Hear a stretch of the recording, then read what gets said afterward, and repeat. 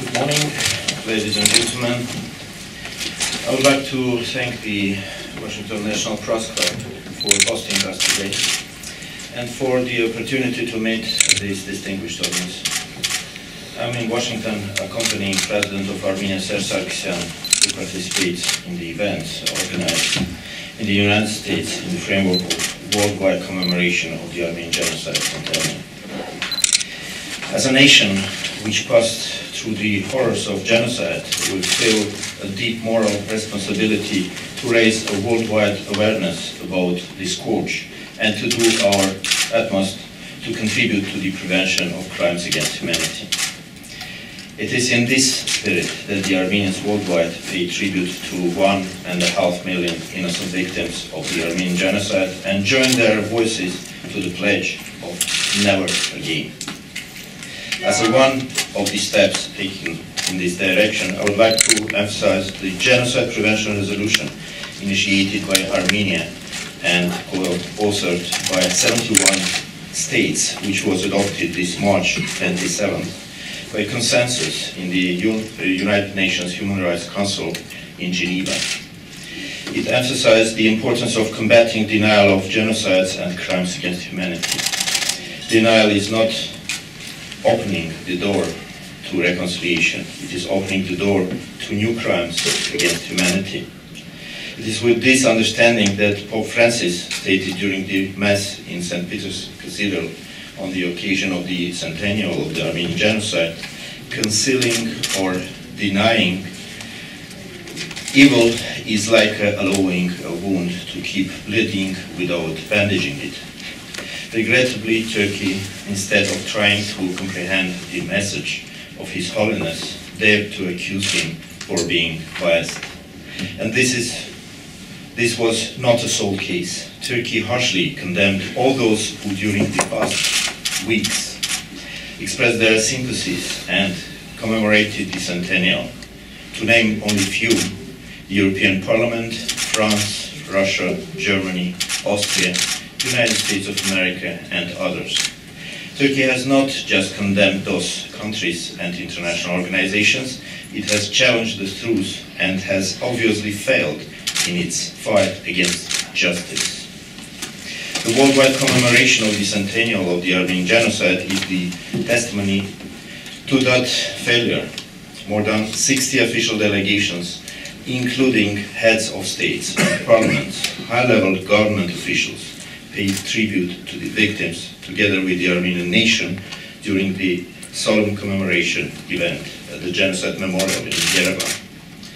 Several thousand commemoration events are taking place worldwide, held at the governmental, parliamentarian, ecumenical, academic, civil society and community levels.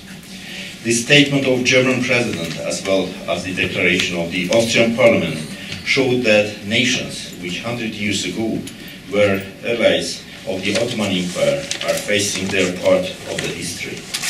On April 22nd, 23rd, the Global Forum Against the Crime of Genocide was held in Yerevan, which gathered together 600 participants, academicians, genocide scholars, lawyers, parliamentarians, clergy, journalists from 50 countries.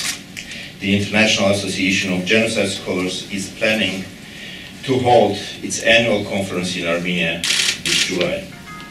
We feel the sympathy and support from all parts of the world, international organizations, civil society, academic circles, and the world media. The headlines and the news of the major outlets at the main TV and radio channels worldwide are providing extensive coverage on the Armenian genocide and the commemoration events. The Remembrance Days could be an opportunity for acknowledging the past and laying foundations for a better future.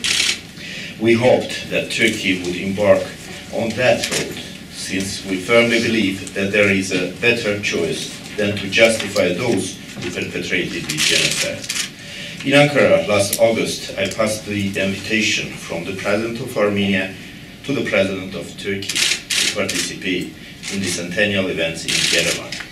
Once again, Turkey rejected to shake the hand extended to it. Luis Moreno Ocampo, the first prosecutor of the International Criminal Court, stated in Yerevan during the Global Forum, if we cannot get the recognition for what would happen 100 years ago, how we are going to stop genocide today? Would it be possible to avoid the horrors of Holocaust, Cambodia, Rwanda, Darfur, or the sufferings of the victims targeted by the so-called ISIS if the Armenian genocide was internationally recognized and the perpetrators were brought to justice? We believe that yes is the right answer.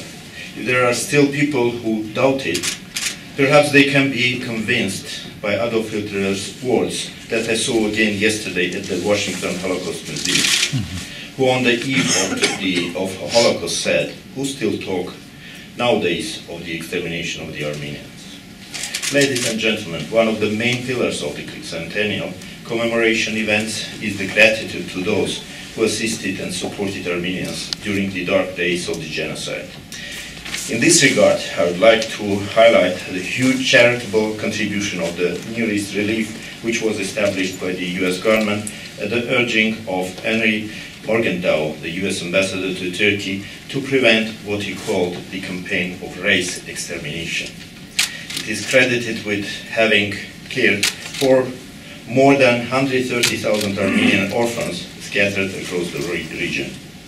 Being in Washington, I would like to extend our gratitude to 44 states of the USA which have recognized the Armenian genocide. Later today, during the centennial commemorative service at the National Cathedral, we also will pay tribute to the memory of President Woodrow Wilson, who will always be remembered as a true friend of the Armenian nation, and who shared his conviction that the American people have made the cause of Armenia their own.